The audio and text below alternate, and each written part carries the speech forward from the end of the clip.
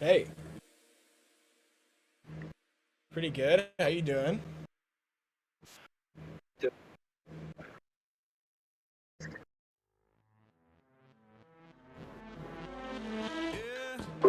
Sweet, yeah, let's check it out.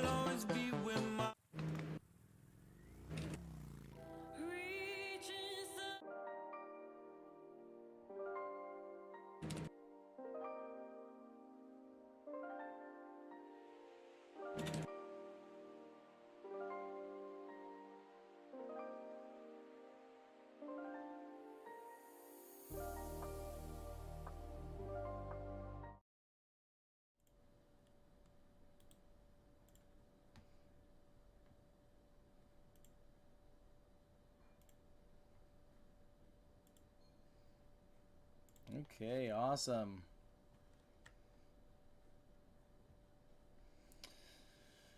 Alrighty.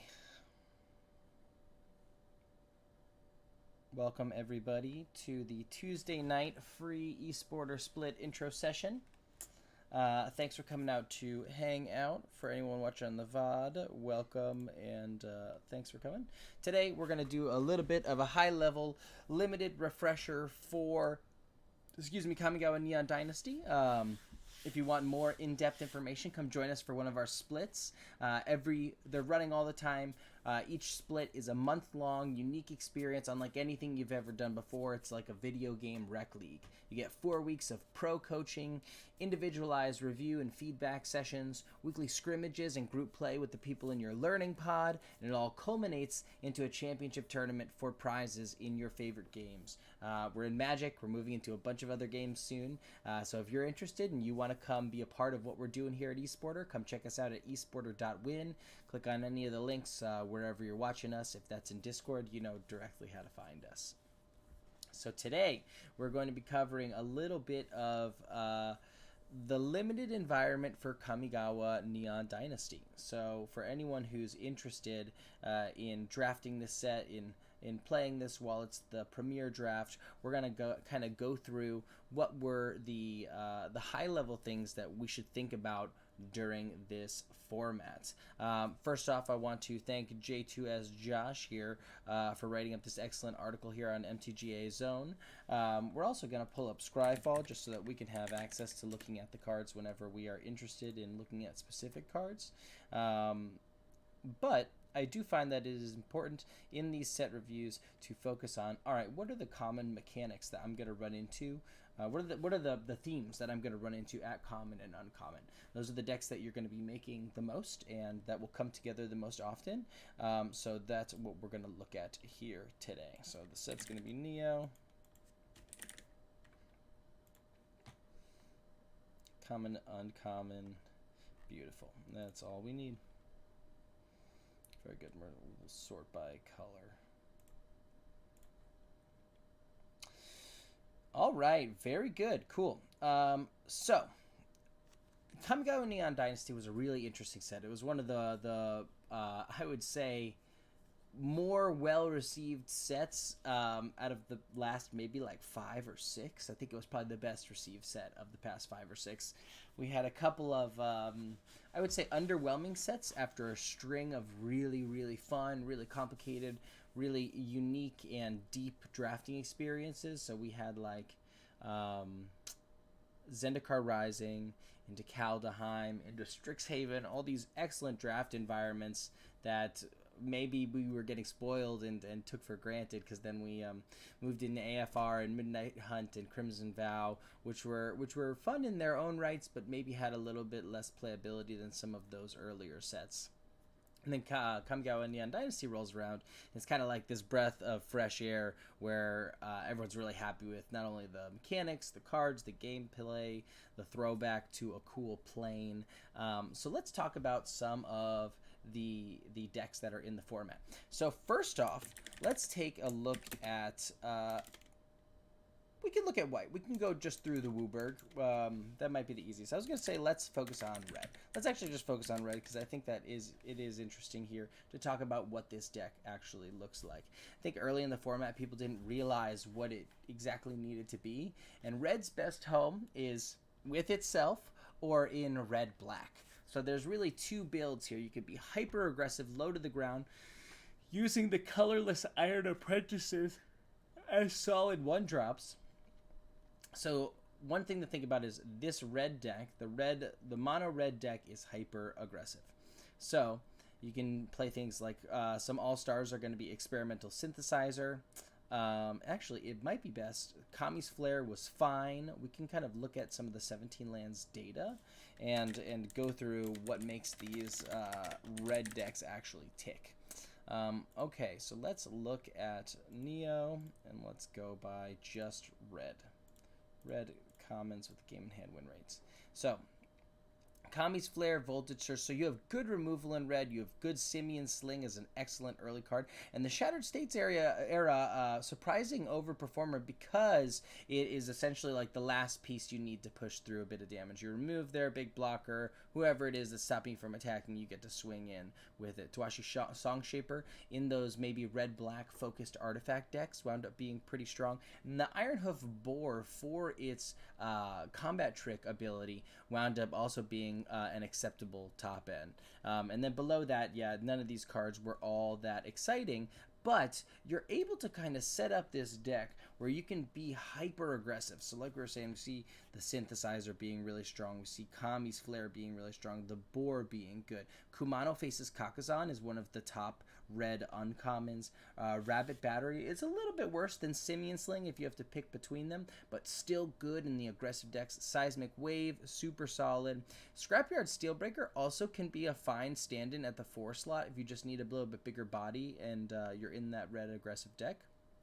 The Smelter, an important piece to that red-black deck that builds the combo with the Onicult Anvil, where you can continually sacrifice your Onicult Anvil to make 3/1s. We can actually look at how that works. Whenever one or more artifacts leave the battlefield during your turn, create a 1/1 colorless construct artifact creature token. This ability triggers only once each turn. So you get that initial colorless construct artifact creature token on the battlefield. At the beginning of combat, you pay 1 and sacrifice that artifact to make a 3/1. So you'll be able to sacrifice it, get something to leave the battlefield, so you get to upgrade your 1/1 into a 3/1 every turn if you have that that uncommon cycle there. Twin Shot Sniper, also very decent. Removal spell on a good body with reach. So the red cards tend to play pretty well amongst themselves, and if you're in red, you also want a colorless. I don't actually know how to represent colorless. You want to also focus on, so it's by color, it's going to be at the end. And this guy, our friend, the Iron, here we go. The Iron Apprentice. The Iron Apprentice also winds up just being a pretty strong card. When it enters the battlefield, put a 1/1 counter on it. When it dies, if it had counters on it, put it on another creature. So the fact that you can sacrifice it, move its counters around, it's good in the mono red deck. It's good in the red-black artifact focused deck as well. Okay, cool. So red, that's the big thing. It plays well by itself. It plays well with black. Other than that, I would say kind of shy away from it a little bit. So let's talk about the next really fun deck in the format is Ninjas. Ninjas is in blue or color black, and I think we tossed some parentheses around that.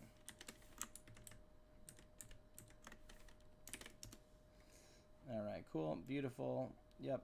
All right, so let's take a peek at some of these things. Well, we can actually look at 17 lands. So we will take a quick look at, all right, what makes this deck tick? So essentially, it's going the turn 1 network disruptor into the turn 2 moon circuit hacker is almost unstoppable. Is one of those turn 1 into turn 2 plays that sets your opponent so far back that they almost can't catch up. So this is one at common combo that's incredibly powerful. So the modern age, we'll talk about this. I don't think people early on in the format knew how strong it actually was, but there's another uncommon that we will look at that pairs incredibly well with this discard ability that allows you to 2/1. I think it's called Containment Structure. Containment Construct is a 2/1 that when you discard a card, the discarded card goes into exile and you could play it this turn. So there are a couple of these looting effects where you draw and discard, where all of a sudden it goes up way higher in value. But it turned out that a 2/3 flyer in this format was just really hard to get rid of. The Searchlight Companion doesn't do it. Few cards at common actually deal well with the Modern Age. Suit Up was kind of the surprise.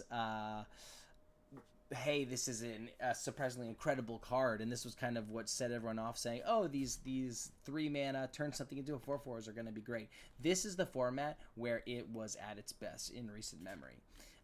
The fact that it turns a vehicle into a 4/5 means that sometimes you can be sitting on a Brute Suit. How did we get colorless before? We just did all the colors. Let's open up Scryfall.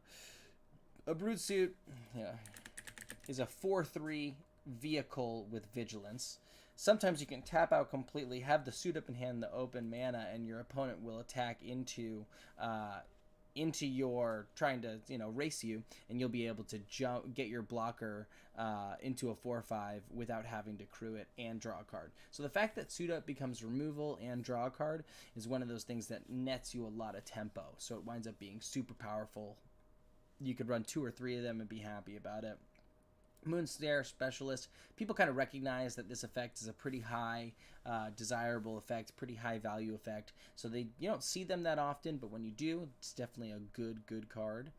Planar Incision's one that is pretty interesting, because I don't think I would have necessarily... Oh, when is this data from? Let's pull the data all the way back to when the actual set was released. First off, because I don't think Planar Incision is actually that strong of a card. Okay, yeah, it is. So the biggest thing here is that it allows you to blink really everything in the format in blue, black, and red, which are probably the colors where this would be played the most.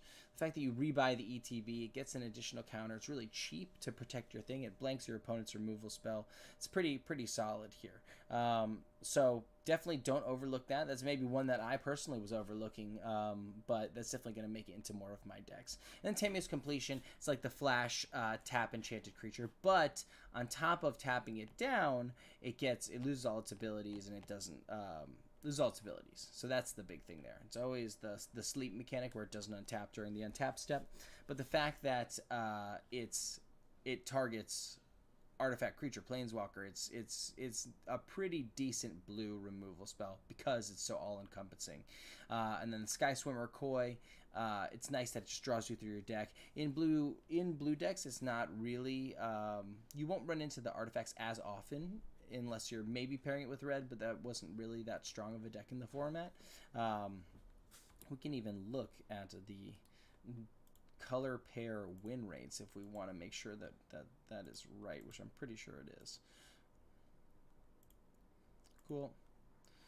So we look at the 2 colors and we can see, all right, Dimir, so this is blue-black ninjas, incredibly powerful. Rakdos, black-red artifacts, the one we were just talking about, the red deck, also very strong. Green-white enchantments. Orzhov, this is kind of like a white-black value deck, mixing artifacts and enchantments. We could talk about this later. Golgari, black-green, had access to good black removal, good synergy with the black enchantments. Simic. Yeah, a lot of these decks, actually, it was a very even format, so you could really play anything. The only ones that were truly bad was Red-White Samurais, was almost totally undesirable, and Izzet really didn't have that much of an identity either. But everything else is pretty playable. Oh, Gruul. Red-Green didn't really have a strong identity either. It had there's the Renegade guy, I can't remember, but there's ways to build it to abuse that uncommon, but red-green also wasn't that powerful. Everything else was pretty well balanced though.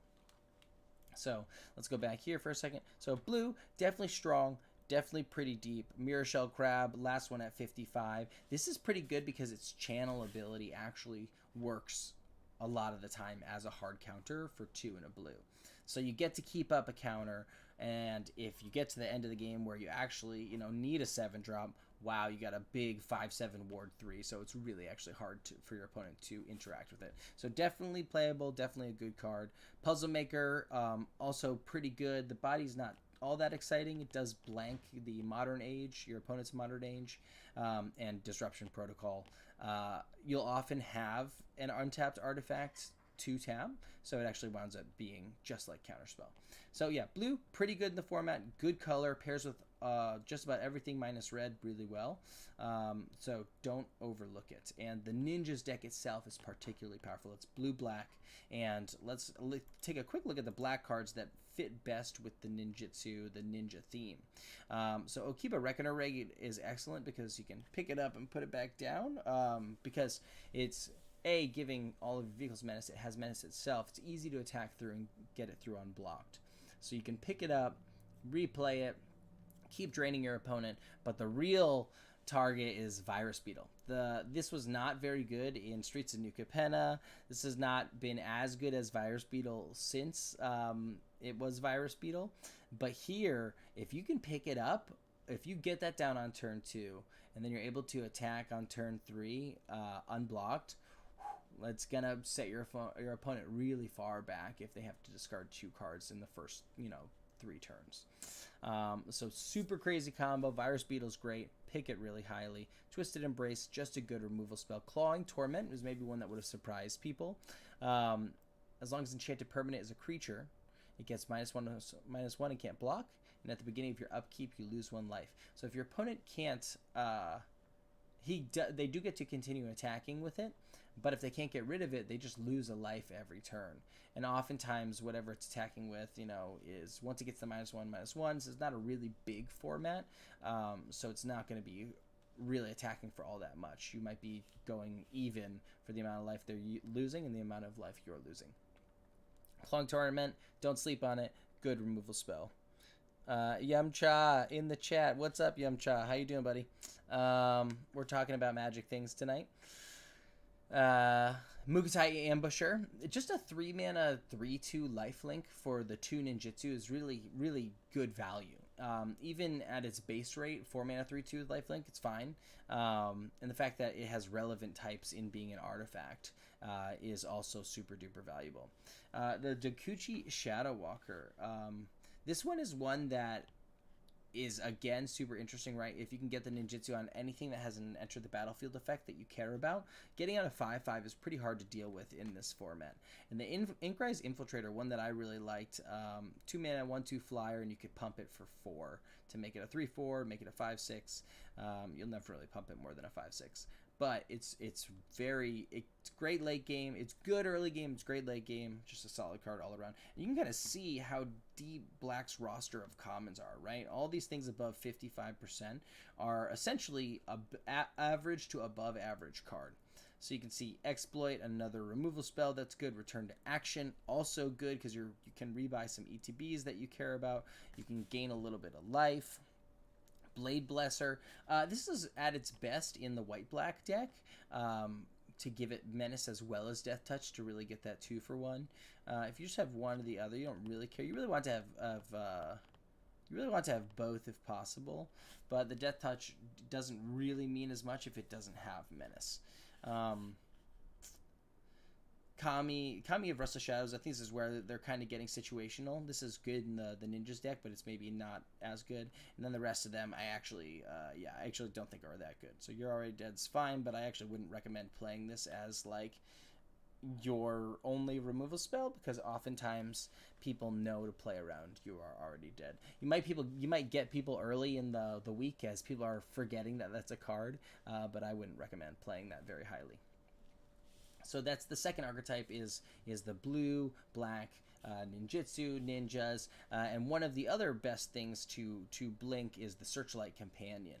When he comes into play, you make a 1/1 colorless spirit creature token, put it into play, get a flyer, get an not infinite 1/1s, but it is a great way to enable ninjutsus for you. So if there are on-hit effects for any of your ninjutsu creatures, it's a great way to sneak it in with the Searchlight Companion and rebuy and enter the battlefield effect.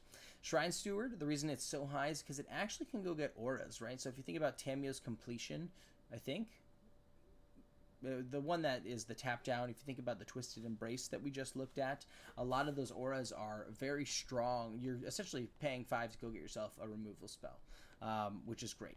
Or your shrines, which are also pretty good. We can talk about the shrines a little bit later. There is you can do like a green multicolored-ish kind of deck. And the Iron Apprentice, Definitely solid in those red decks. Definitely a high pickup in those red decks.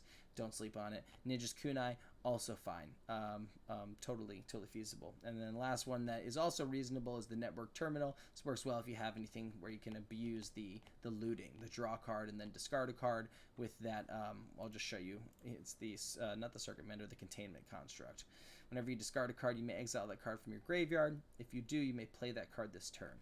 So that's the Network Terminal and Containment Construct are each pretty good little 1-2 card combo there. All right, and then the last deck is really the focus on the enchantment builds. So this is like where we can do some cool loops where you get to just abuse the raw power of green and black. Let me just, I think 17 lands is a good way to kind of go through it. So let's take a look at the green cards.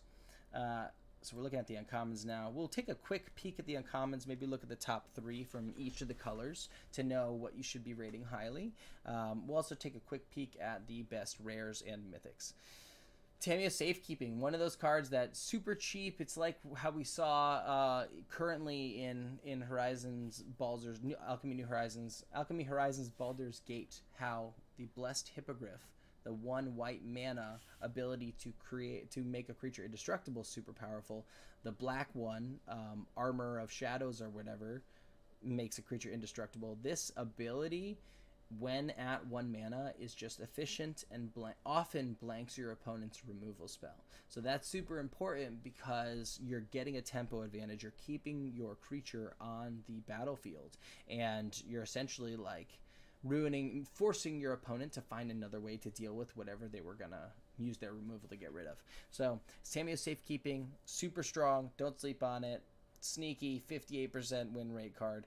Master's Rebuke is good. There's a couple of cards with Death Touch in the format, so if you get Death Touch, obviously very strong. All of these flip cards are good. I will go out of my way to say they're all good, and some are great.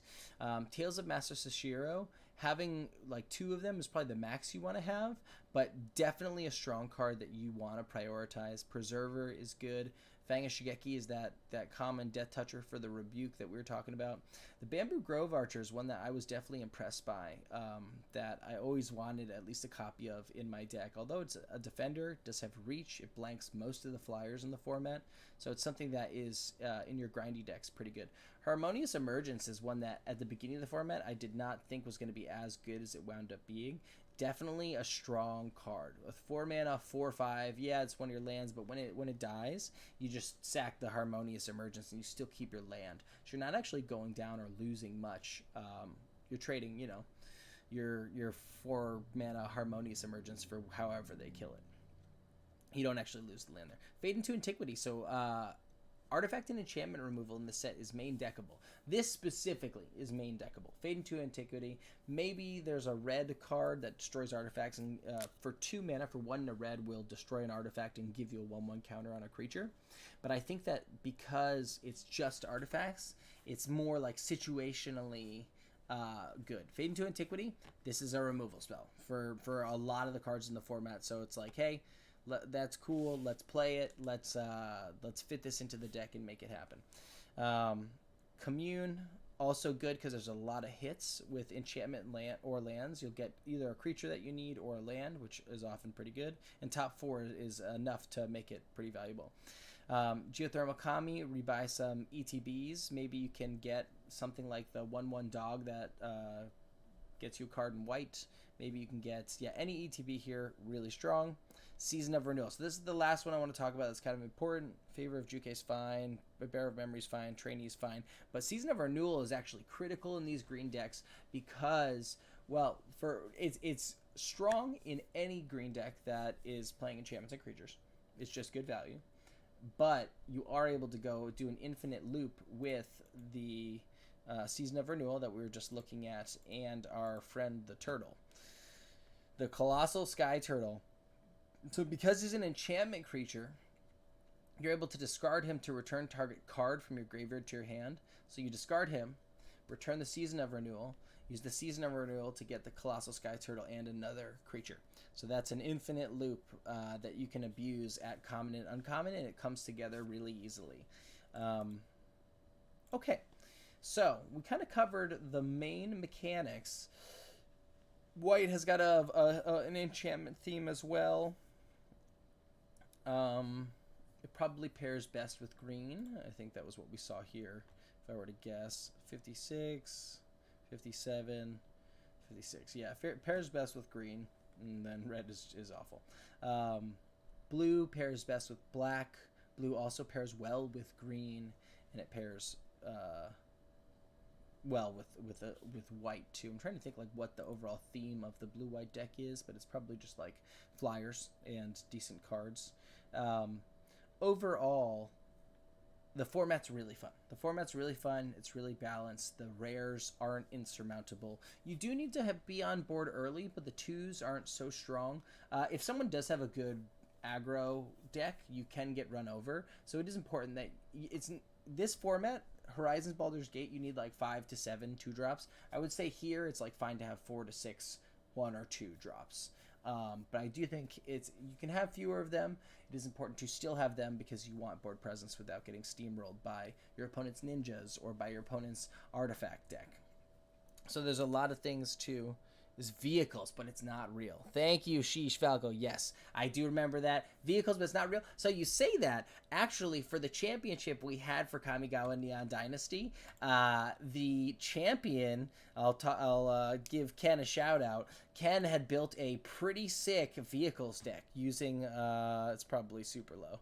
Oh, it's not. Yeah, he had double Prodigy's prototype, and a Bank Buster. And a Bank Buster, and he was just able to absolutely abuse it and kick some butt and take some names through the whole match. He had the uncommon 2/1 in white that cruise for more than he's worth kind of thing. He's probably down here. He had an Imperial Recovery unit that he absolutely abused. Yeah, he was using a lot of cards that like aren't good. Hotshot mechanic to like mess people up. It was pretty sweet. It was fun to watch. Thank you. Yeah, blue-white is the vehicles. Now I'm remembering. So let's take a quick peek at the uncommons. We'll talk about the best ones, the ones to focus on, the ones that pull you into colors. Spirit Realm is like a fine removal spell. Machiko's Reign of Truth is kind of a bomb and sometimes really, really hard to deal with. These 2 removal spells, both fine, both high priorities, but Machiko's Reign of Truth is one that's like, if you see that late, might be a signal to go into white. The Forlorn Conda, I'm actually surprised it's got a 58% win rate. That kind of blows my mind a little bit because I've seen it miss a fair amount, not a ton, but I've seen it miss enough that it's given me pause. Yeah, obviously, maybe I need to not let my anecdotes color my experience, but so yeah, high win rate card, and it seems fine. Samurai is good. Goshintai is good. This deck, 5 colors, actually truly doesn't come together all that often. There's not really enough fixing at common and uncommon to make the good 5-color decks, but you can pretty comfortably play like green-blue and a splash, green-white and a splash. The format doesn't really allow for the 5-color good stuff shenanigans. Once you start getting down here, these are just okay. Yeah, Born to Drive. Okay, let's actually talk about some of the rares. There are a couple of rares that are so insane, so color agnostic, and we're going to go by rares and mythics, that are so insane that they pull you into the color. Fable the Mirror Breaker, definitely one of them. 100%, if you get it, you should move into red. You should move into mono red or red black. It does the 2/2 shaman, makes treasure tokens for you. Really, really good. Farewell, probably the best sweeper that we've seen in a while. The fact that you get to kind of pick and choose what it is you want to get rid of, and it exiles is insane. Pick it up, play it, is good. You'll be happy with it. Inventive Iteration's interesting. I think this is definitely... Yeah, I mean, it's awesome. Maybe I'm thinking of a different card. Yeah, return to 1 target creature or planeswalker to its owner's hand. Return an artifact card from your graveyard to your hand if you can't draw a card. Exile it, flip it. Whenever you cast a spell, your opponents can't cast spells with the same mana value as that spell until your next turn. And it's a 3/3 flyer on the backside. Yeah, pretty good. Very good. Inventive Iteration. Sick. Tatsunari. I lost to this to my brother at with our pre-release decks when we were doing Kamigawa and Dynasty. Super strong, lots of value for 3 mana. Invoke the Ancients. If you're heavy in green, I've actually seen this go really late because it's so committing to green. I've seen it go like 4 or 5. But it's definitely one that is 100% worth it if you can get out on curve. So then you lean heavily into green. Tameshi is actually pretty insane. So whenever one or more non-creature permanents are returned to your hand, draw a card. So whenever you use her ability to return a land to your hand, you not only get to return the land to your hand, but you get to draw a card, and then you get to return artifact or enchantment with whatever you paid to back to from the graveyard back to the battlefield. So this is the type of thing where it's like kill on sight, and if you see it in your draft pools, pick it up. Bankbuster, I was just mentioning this one. Really, really strong. Comes in with 3 charges. You get to draw 3 cards, and then it makes some dudes to help crew it. Restoration of Iganjo, really good. I'm trying to see other ones that should pull you into the color that you're looking at. That could be it. Shigeki is another one where you can do the infinite loops with the Season of Renewal. Him, the Colossal Sky Turtle, and the Season of Renewal are all ways to do that infinite loop. And then, yep, the Ancient Dragons are super strong. But I actually don't think that these are all... I mean, honestly, all of these are pack 1 pick ones 100%, but some of them are more like nice to haves versus like absolute pulls. Like I ditch my plans pack 3 for this card. Jugan Defends the Temple is definitely one of them. Wandering Emperor, definitely one of them. Super duper strong. This is where these legendary dragons are like AO. Yep, AO and Junji. These are all crazy powerful and should be played. Kami War. So this is how you actually play the 5-color deck. If you get a Kami War, you can kind of force yourself to be like base-ish green and try and play 5 colors. It's hard. It's hard in this format to play 5-color Kami War, but it definitely can happen. And when you do get to cast a Kami War, it's pretty insane. It's unfortunate that there's not this sealed format, because I think this sealed format was actually pretty fun.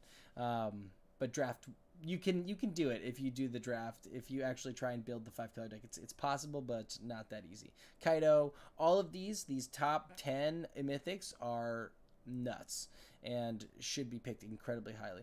Blade of Oni, actually, I feel like people don't necessarily know how to use it all that effectively. But the fact that it's a 5/5 with Menace when you reconfigure it onto something, if you have anything that has got like any counters on it or any kind of flying or vigilance or any kind of evasion on it, Blade of Oni just winds up being super strong. And on face value, it's a 2-mana 3/1 Menace, which is incredible. So super strong card, definitely pick it up. And Sushi, great. Tezzeret, really good. So any of these mythics, really, really, honestly, look, there's only like 3 that are ones that were too hard to make work. You hit Hitotsugu, absolute trap. Don't pick it up. It sucks. Explosive Singularity also doesn't really work. You're never really going to get to, the amount of mana you need to actually cast this spell. I've never seen it resolve, and Spirit Sister's Call is one that, like, if you get it early, you can plan and build around it, but it is pretty challenging to make work. So I think you're probably better off, if you're only going to do 3 or 4 drafts of Kamigawa Neon Dynasty, to stick to the archetypes we talked about. Mono red, black artifacts, blue-black ninjas, or the green-blue enchantment artifacts, green-white enchantments like recursion, value engine kind of things. And for green-white, Imperial Oath, absolutely insane. Pick it highly. It's great. I don't know if I feel like we didn't even look at these. Imperial Oath, amazing. Spirited Companion, great ETB. You can pick it up with the Geothermal Kami. Air of Enlightenment, again, all of these flip cards are good. So yeah, go forth and conquer. This is a really fun format. So I think you have an opportunity to do a lot of really good drafts that are really like fun and exciting.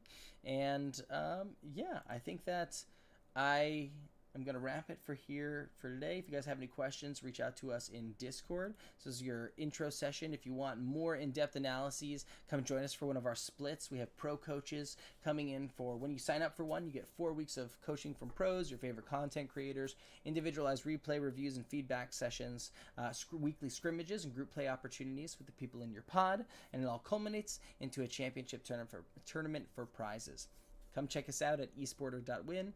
My name is Quente, and thank you all for coming through to Tuesday night session. Have a good one, guys. Bye.